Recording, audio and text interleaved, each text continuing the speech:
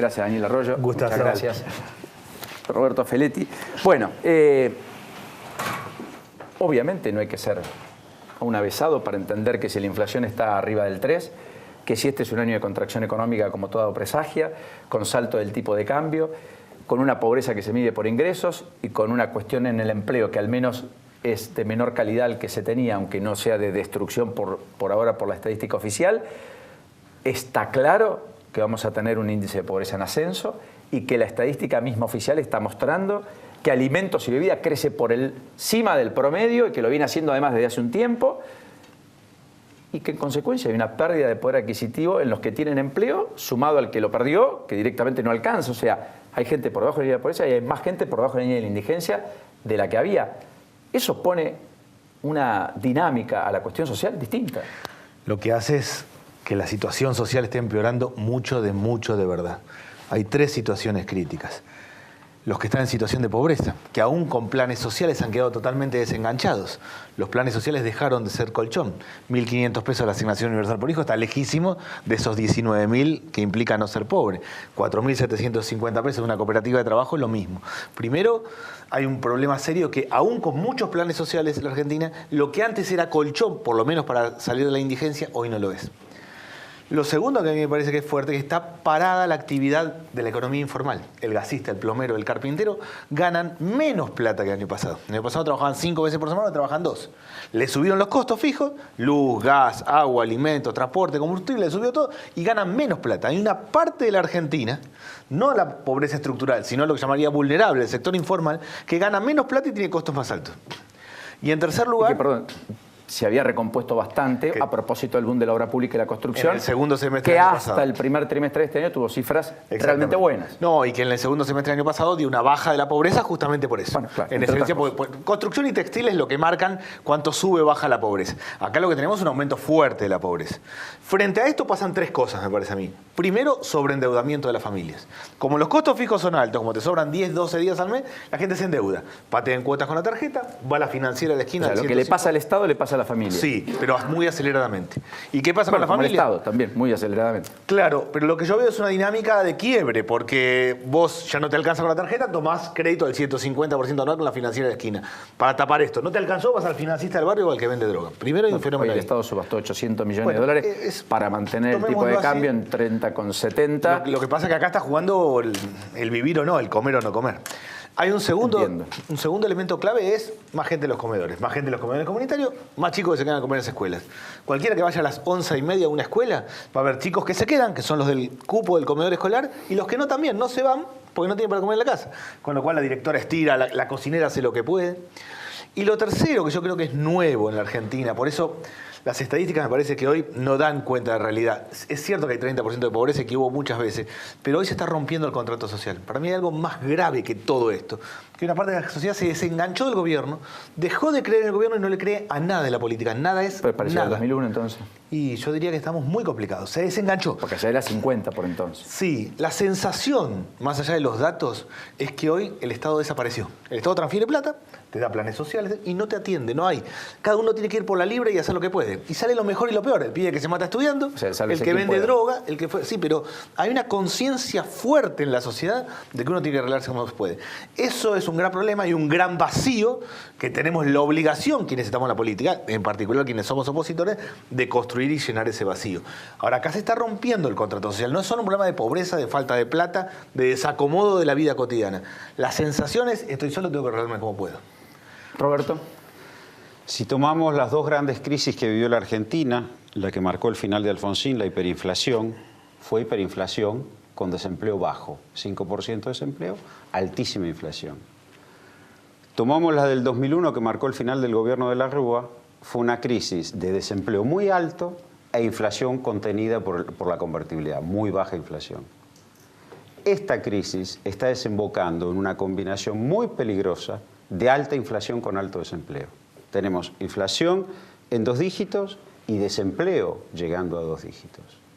Donde el gobierno tuvo el año pasado, arrancó el primer trimestre del 2017, cifras oficiales, ellos son todas cifras oficiales, con 9,2 de desempleo, primer trimestre de 2017. La economía creció casi un 3%, que efectivamente creció un 3%, eso se percibió, el gobierno tuvo una reválida en la elección legislativa, y el primer trimestre de 2018 el desempleo siguió en el 9,1%.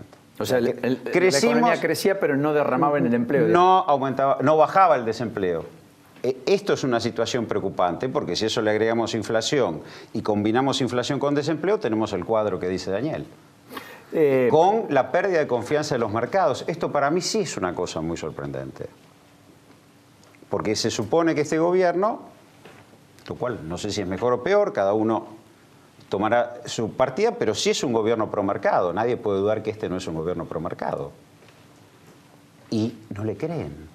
El mes pasado, julio, hizo el Banco Central un gran esfuerzo en contener el dólar en 28. Hizo un gran esfuerzo. Perdió 3.900 millones de dólares de reservas para sostenerlo.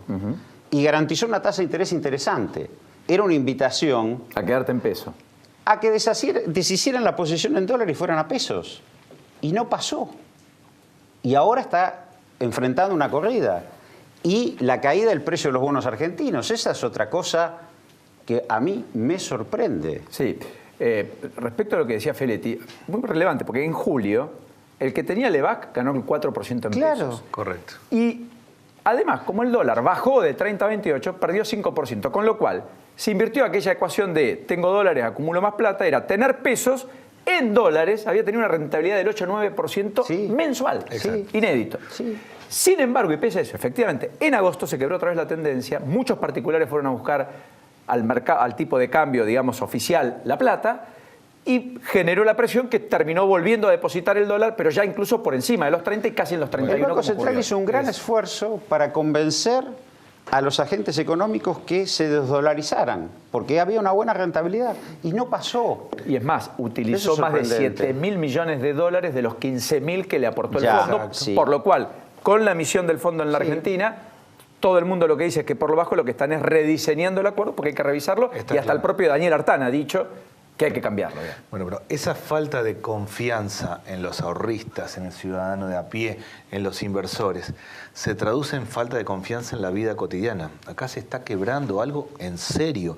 No es lo mismo de siempre lo que está pasando. Es una combinación fea, inflación y desempleo. Fea, es combinación de inflación, desempleo y la sensación de que estoy solo y no hay nadie que te va a acompañar. Yo quiero mirar los números rápido con la placa de lo que dejó el día. Siempre nos gusta ponerlo y esto lo refuerza. El Banco Central jugó fuerte, definitivamente. Gastó más de 800 millones de dólares en la subasta y terminó el dólar en 30,71, arriba del valor de ayer. El Merval, sin embargo, se desacopló, se desenganchó y subió por segunda vez, subió 1,8. Ayer hubo más tranquilidad en los mercados, hoy no tanto, pero hoy Qatar salió a decir que va a poner 15.000 millones de dólares en la economía turca para frenar la fuerte devaluación de la lira. Qatar, para salvar al sistema bancario turco, en medio de la batalla comercial con Trump y Estados Unidos. Y el gobierno hoy colocó letes en peso. Esto sí me parece un dato revelador de la falta de credibilidad y confianza en el equipo económico. Colocó solo 23.000 millones. O sea, le dio un instrumento para no tener el peso de cada 30 días tener supermartes de Levac. Y sin embargo, y con una muy buena tasa, a 90 o 180 días nadie le quiere dar pesos. El mercado no lo tomó. Al Banco Central, exactamente. Y liberó 130.000 millones de pesos. Ayer, o sea, no renovó 129.000 para ser exactos, y solo pudo recuperar en pesos, porque en dólares sí esterilizó, pero en pesos 23.000 millones. Es una señal ante un problema importante. O sea, si efectivamente el gobierno no logra hablarle, todo lo que hace el gobierno en principio y todo lo que dice el presidente es para hablarle al mundo, al mercado, y lo que dice permanentemente es tenemos que acelerar los cambios, tenemos que ir hacia un esquema de ajuste fiscal, el mundo nos dijo tal cosa o tal otra. Objetivamente no lo está logrando. Se ha desenganchado de hablarle a los ciudadanos de a pie, a los 44 millones de argentinos. Intenta hablarle al mundo y al mercado y no funciona. Estamos ante un problema importante. Yo en la Argentina, Nacho, ayúdame, perdón un segundo, pero yo veo un divorcio y una disociación de agenda del presidente con la realidad, de la expresidenta con su propio estadio, de la vieja política consigo mismo y del sector empresario contratista consigo mismo. Creo que pocos están viendo lo que está pasando. Sí. Incluso el resto de los jueces de Comodoro Pi creo que están mirando y están diciendo, me parece que es lo que está cambiando. Sí, ¿te acordás que nosotros habíamos comentado meses atrás de que se venía un final de año del gobierno con iniciativa política, con distintos proyectos de ley en el Congreso, con mucha actividad, corriendo de eje el tema económico, con la intención de correr el tema económico? Ya en el gobierno descuentan que de acá a fin de año se van a hablar de dos cosas, de los cuadernos y de la economía. El gobierno el 21 presenta el nuevo Código Penal, ya te anticipo. Martes próximo. Sí, ese Código Penal no se va a empezar a tratar hasta el año que viene, va a ser uno de los ejes de campaña, el gobierno no va a tener ni obra pública para mostrar, ni la economía para mostrar, va a pretender confrontar de un discurso ligado al tema de seguridad, el tema el que las hace las paga, bueno, una agenda que el kirchnerismo siempre le tuvo bastante prurito, ¿no? Tratar, o en realidad trató desde un costado muy zafaronista, y por otro lado está el tema de los cuadernos. El gobierno quiere la centralidad de los cuadernos, no va a haber grandes anuncios, todo va a pasar a un segundo plano. Claro. La agenda del gobierno va a estar pinchada acá. Por eso hablo del divorcio y la disociación, porque por más que vos quieras dejar la centralidad en los cuadernos, el resto está más en esto que estamos hablando. Claro. También es cierto que si la política no está mirando los cuadernos, no entendió lo que está pasando. Claro. ¿Es cierto? Pero las dos cosas creo que son. La política está desenganchada, la opinión pública y el debate está desenganchado de la vida cotidiana. Lo único que está entendiendo es la sociedad. Y por eso la sociedad le sacó la ficha al gobierno y decidió arreglarse por su propia cuenta. Yo creo eso. A mí me parece que el gobierno va a buscar la grieta por el lado de seguridad. A falta de resultados económicos, va a buscar la grieta por el lado de seguridad. Pero eso es tirar leña al fuego. En un contexto de mayor conflictividad social, de tensión, de dificultad y de conflicto, jugar a que mano dura, mano blanda sea la grieta, es de una irresponsabilidad importante. Pero si el gobierno no cierra la brecha externa, no hay cuerpo que aguante, ¿eh? Digo, porque pusimos 15.000 millones de dólares, se fueron 7.000 en 45 días hábiles menos, pero no importa. Bueno, vamos a poner, ahora el fondo pone 3.000 más, supongamos que le dé el perdón, el waiver.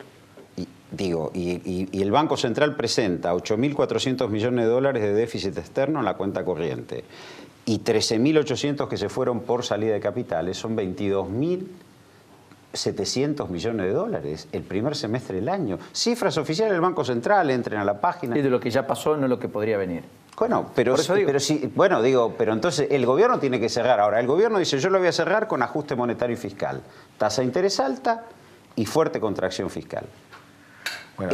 Es un tema... nunca dio resultado eso, ¿no? Pero digo, es un tema complicado porque, a ver, no solo son la política, los jueces, los empresarios, los agentes económicos, el empresario común. Dice, bueno, yo mañana ¿cómo abro? A ver, yo vendo el stock, si vendo el stock, mi capital de trabajo, ¿a qué precio lo repongo? Y si no lo vendo y lo preservo un poco, voy jugando como hacen habitualmente, ¿cómo lo financio? ¿Tasa del 70? Bueno, bueno, absolutamente. Y el otro punto, la caída del Merval, 15 puntos de abril para acá. Más la devaluación, 40% menos vale una empresa argentina en dólares.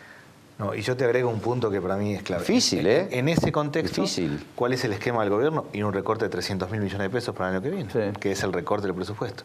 53.000 ya los anunció. Exacto. En medidas que van a generar. Sí, y que va y vino. Ya le costó los 5.000 que quería hacer de las asignaciones familiares y tuvo que volver para atrás.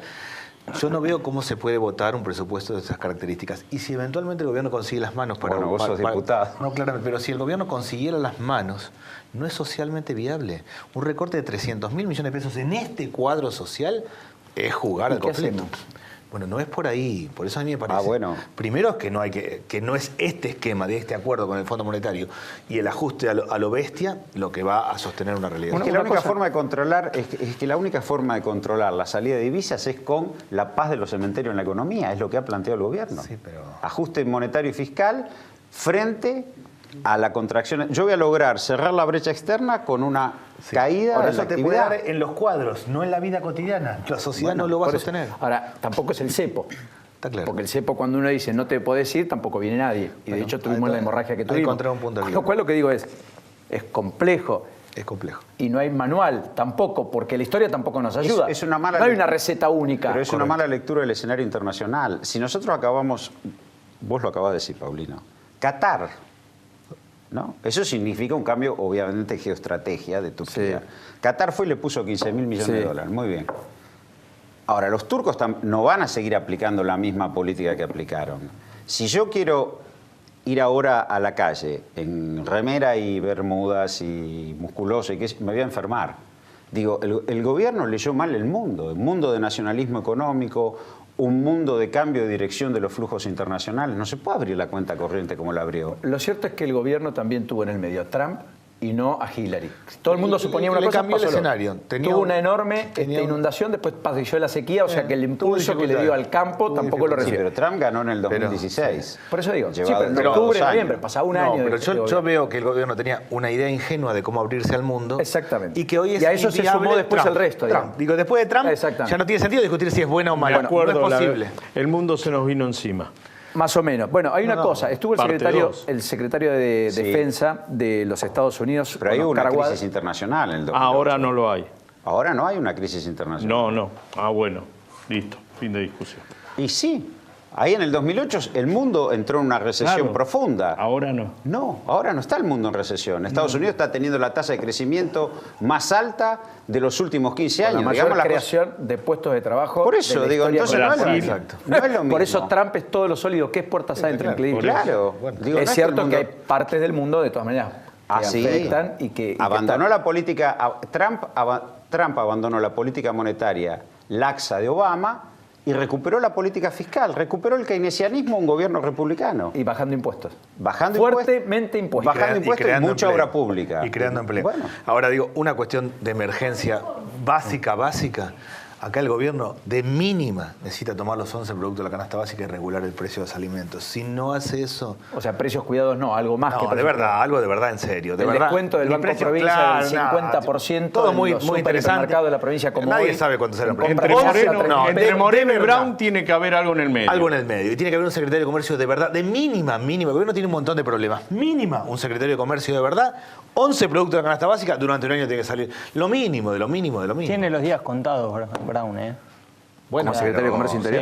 Sí, sí. Está bárbaro, pero Dante debería Sica cambiar la le dio un política. plazo para que le muestre la gestión que había hecho con Cabrera, le dio un plazo hacia adelante.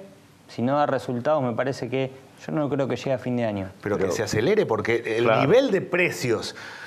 ¿Cuánto sale qué Pero cosa? Dante Sica le dijo a la UIA que no iban a bajar los reintegros No, y a pero los no. 10 días bajaron. Bueno, a propósito de ello le va a interesar a Feletti, porque además me va a confirmar si la matanza va o no también a plegarse, pero la idea es que intendentes y gobernadores van a ir a la justicia por la eliminación del Fondo Sojero. Por algo muy simple, porque el gobierno cuando discutía el replanteo que le hacían los gobernadores y decía que le cambiaron las reglas del juego luego del pacto fiscal que se aprobó entre el 2017 y el principio del 2018, y después los gobernadores quisieron modificar eso. Bueno, ahora ¿qué dicen los intendentes del conurbano del peronismo? ¿Y qué dicen los gobernadores? Nosotros contábamos con esa plata del Fondo Sojero. Yo ya lo tenía anotado en mi presupuesto. Sí. Bueno, que me lo saques de un tirón, no va. Entonces, me parece que ahí tiene una instancia judicial por la cual trabajar. Sí, es cierto. De todas maneras, hoy fue el gobernador Cornejo, si mal no recuerdo, sí, gobernador de la provincia de Mendoza,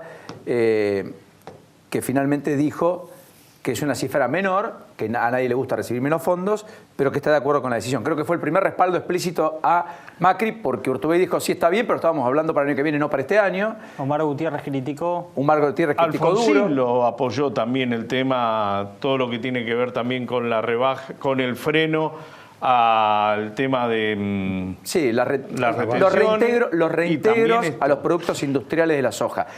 Que en realidad ahí la UIA salió muy contestataria, Acevedo, dijo que era un misil. Hay que explicarle a Acevedo que efectivamente la devaluación argentina fue el 50%. Pero la señal no es buena de todas maneras, porque todo el mundo dice hay que ponerle valor agregado a los productos primarios. Correcto. Y después terminás quitando los reintegros revés, que beneficiaban a la imposición de valor agregado a esos productos primarios, que son los palets de soja, los aceites de Se soja. supone que y nosotros oliva. tenemos que exportar más y generar más valor agregado. En principio ese debería ser el camino, no parece ir por ahí. Bueno, Bueno, ahí tenemos un caso concreto de pérdida de visión estratégica, porque si Estados Unidos está en una guerra comercial con China, que está, Bueno, nosotros, ¿favorecemos a China o favorecemos a Estados Unidos? ¿En qué lugar nos paramos? Cuando nosotros hacemos eso de desindustrializar la exportación, favorecemos a China. Y por el otro vamos al Fondo Monetario, pues no le pedimos plata a Qatar. Quiero decir, el alineamiento internacional del gobierno está tensionado en un mundo que se está partiendo. No hay crisis, como vos decís, sí la hubo en el 2008, ahora el mundo va a un escenario de mucha tensión.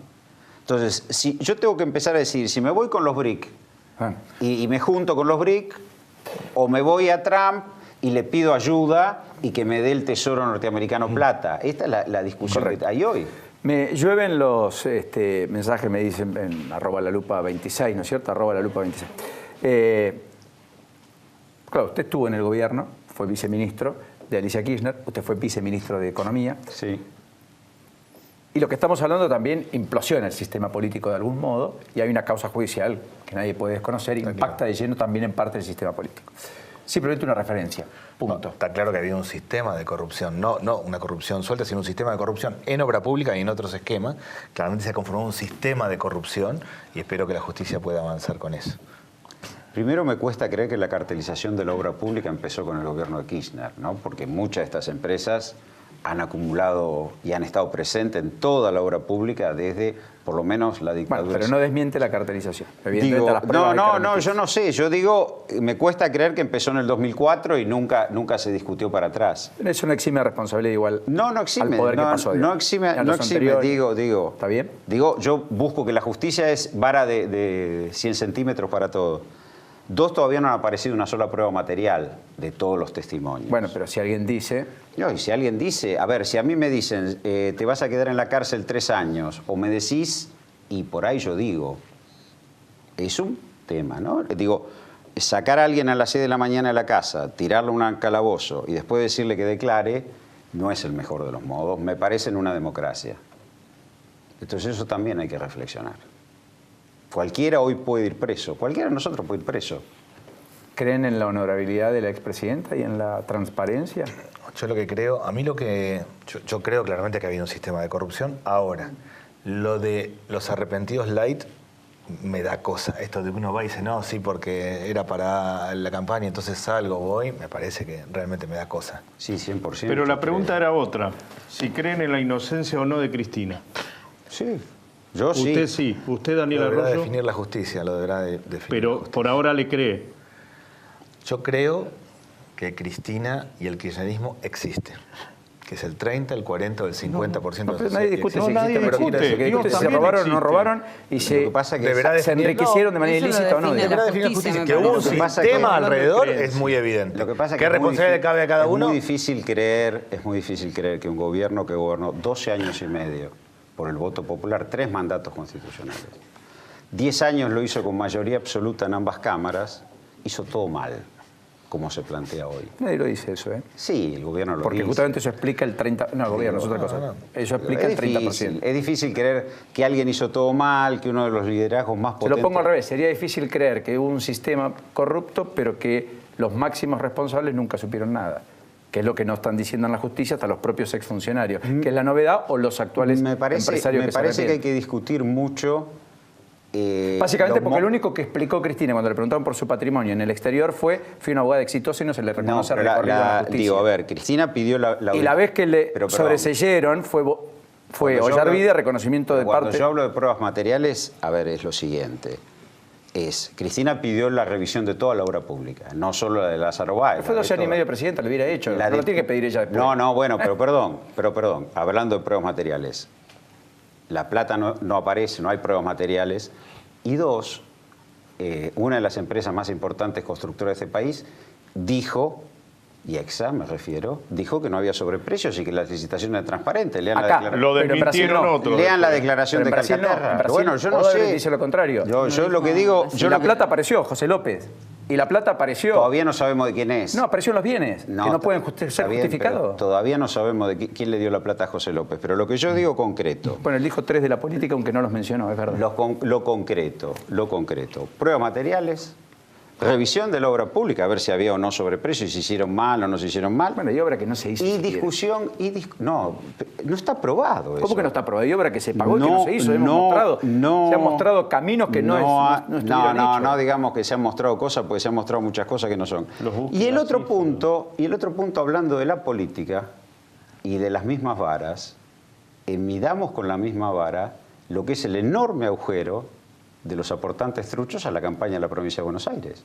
No escucho hablar a nadie de sus colegas de cómo se financió, porque digo... Nosotros sí contamos que hay 4 cauces que Crepra le pidió. Ahora, eso no invalida lo otro. ¿Por qué cambiaron el fiscal? Lo desplazaron al fiscal. ¿A quién? Claro, al fiscal de la Lo causa. dice usted, que fue parte de un gobierno que desplazó en la causa Vudú de Chicone al procurador nacional, al fiscal y al juez. Roberto. Gracias. Yo lo entiendo, pero no. No. Yo digo, Cristina es una líder de este país. Está bien. Punto. Pero, ¿Cómo lo fue eso Perón? también. ¿Qué no dijeron de ya Perón? está, listo. ¿Qué cosa no dijeron de Perón? ¿Qué cosa no dijeron de Perón? Gracias por este ratito. Es muy apasionante. En el fondo, todos vamos a coincidir. Es muy penoso porque el foco no se puede perder en los sectores, porque la verdad los que estamos acá, más o menos, estamos relativamente, entre comillas, en una situación de privilegio. Sin lugar a dudas. Frente a una Sin duda. sociedad que Sin nos duda. interpela y que está pasando una situación La muy crítica mitad de la por gente multiplicidad de factores también.